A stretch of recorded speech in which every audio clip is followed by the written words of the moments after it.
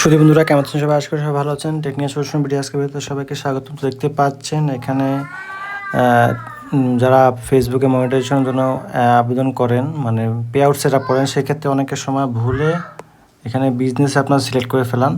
তো এটা সেট করতে হবে ইন্ডিভিজুয়ালে সিলেক্ট না করে আপনারা বিজনেসে ভুলে সেট করে ফেলে সেভ দিয়ে দেন। এতে সমস্যা হয়, পরবর্তীতে এডিট করা সম্ভব হয় না। আর ইউএস রেসিডেন্ট এখানে নো দিতে হয়। তো এই সমস্যার সমাধান একটাই, কারণ এটা আপনার সম্পূর্ণ সেট আপ করেন নাই। তো এটা আপনাদের দেখানোর জন্য পিসি স্ক্রিন যেতে হবে যে আপনাদের একটা ফেসবুক অ্যাকাউন্ট লাগবে।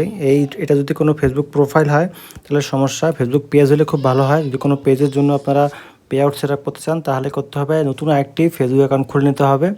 খুলে নিয়ে সেই অ্যাকাউন্টে ধরেন আপনার 1 নম্বরে আছে রহিম নামে ফেসবুক পেজ আছে, আর 2 নম্বর অ্যাকাউন্টে আপনার সামান্য একটা অ্যাকাউন্ট খুললেন।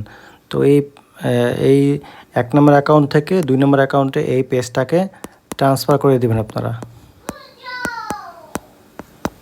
ট্রান্সফার করে দেবেন। পেজ কিন্তু ট্রান্সফার করা যায় একটা অ্যাকাউন্ট থেকে একটা অ্যাকাউন্টে ট্রান্সফার করে দিয়ে ওখানে আপনার পে আউট সেকশনে নতুন একটা পে আউট বানাবেন। সেখানে আপনারা ইন্ডিভিজুয়ালে টিক দিয়ে অ্যাকাউন্ট করবেন। তো আপনাদের দেখা দিচ্ছি আমি এখানে।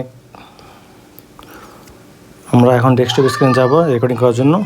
প্রথমে আপনারা যাবেন, এখানে দেখেন দেওয়া আছে কি business.facebook.com-এ যাবেন। নতুন যে ফেসবুক অ্যাকাউন্ট আপনার খুলবেন সেখানে যাবেন।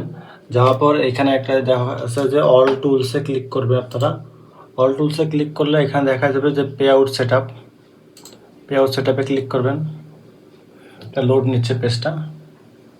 তো এইখানে নতুন একটি পে আউট সেট আপ করতে হবে আপনাদেরকে। তো ওই যে সেটিংয়ে যাবেন, এখানে সেটিং অপশন আছে। সেটিং গেলে আমার এখানে পে আউট সেট আপ করা আছে। আপনারা জানেন যে এখানে সেট আপ করা থাকলে এখানে এডিট করা বা আপডেট করা পসিবল হয় না। আমাদের এখানে ইন্ডিভিজুয়াল দেওয়া আছে। তো এখানে আপডেটে ক্লিক করলে বিজনেস ইনফো, এইখানে দেখেন কান্ট্রি আর business type single member LLC, এটা কিন্তু চেঞ্জ হয় না, এখানে হাইড হয়ে আছে। এটা কিন্তু চেঞ্জ অপশন নাই। তো করতে হবে নতুন একটি ফেসবুক পেজে আপনার নতুনভাবে পে আউট সেট আপ করতে হবে। পে আউটের ভিডিও আপনার পেয়ে যাবেন, অহরহ ভিডিও আছে ফেসবুকে বা ইউটিউবে আছে, আপনার দেখে নেবেন কীভাবে পে আউট সেট আপ করতে হয়। তো বন্ধুরা আপনারা যাবেন হলে ডেস্কটপে business.facebook.com-এ যাবেন। যাওয়ার পরে এইখানে 3 ডট মেনুটা আসবে, এই 3 ডট মেনুতে ক্লিক করবেন। ক্লিক করার পরে আপনার এখানে যে পে আউট আছে পে আউটে আপনারা ক্লিক করবেন। ক্লিক করার পরে এই পেজটা আসবে।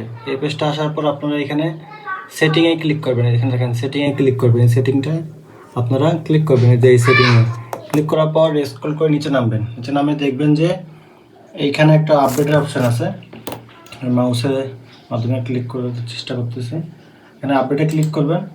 ক্লিক করে দেখতে হবে এরকম অপশন ভাসবে।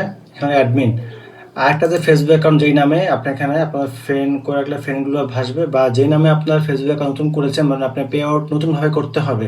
পে আউট নতুনভাবে আপনাদের করতে হবে। সেক্ষেত্রে এই পে আউটটা মানে সমস্যা হয়েছে দেখে আপনি এটা মানে বিজনেস প্রোফাইল যদি ভুলে অন্যকে দিয়ে থাকে, ইন্ডিভিজুয়াল না দিয়ে থেকে অন্যভাবে দেন, তাহলে কিন্তু ওটা এডিট করা সম্ভব না। আপনাদের একটা ভিডিও দেখিয়েছিলাম আগের ভিডিওতে। তো এখানে নতুন ফেসবুক অ্যাকাউন্টটা আপনি এখানে অ্যাড করে দিয়ে তারপর পাসওয়ার্ড চাইবে, পাসওয়ার্ড দিয়ে সেভ করবেন, তারপর ডান করে দেবেন।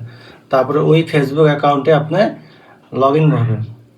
আরেকটা ব্রাউজারে লগ ইন হবে, ডেস্কটপে লগ ইন হবে। লগ ইন হয়ে এরকমভাবে আপনারা নতুনভাবে পে আউট সেট আপ করবেন। পে আউট সেট আপ করার মাধ্যমে আপনারা অবশ্যই ওখানে খেয়াল রাখবেন যেই নামে এনআইডি কার্ড আছে সেই নামে একটা ইটিন খুলতে হবে। আমি আবারও বলছি, যে নামে এনআইডি কার্ড থাকবে সেই নামে আপনাদের ইটিন খুলতে হবে। যদি আপনাদের ইটিন এবং এনআইডি কার্ড নামে ভিন্ন হয় তাহলে সমস্যা হতে পারে। অ্যাড্রেসটাও সেম হতে হবে। তো আমি একটা জিনিস বলবো যে ইটিন আপনারা অযথা খুলবেন না আগে। যদি আপনার এখানে যদি $100 হয়ে যায় বা $50 হয়েছে বা আপনাদের $100 হবে, সেই সময় আপনি ইটিন খুলে নতুন পে আউটটা সেট আপ করবেন। তাহলে আশা করি আপনাদের পে আউটটা বৃথা যাবে না, মানে ইটিনটা খোলা বৃথা যাবে না। অযথা ইটিন খুলে আপনাদের প্রত্যেক বছরে জিরো রিটার্ন করার কোনো দরকার নেই। আশা করি বুঝতে পেরেছেন। ধন্যবাদ।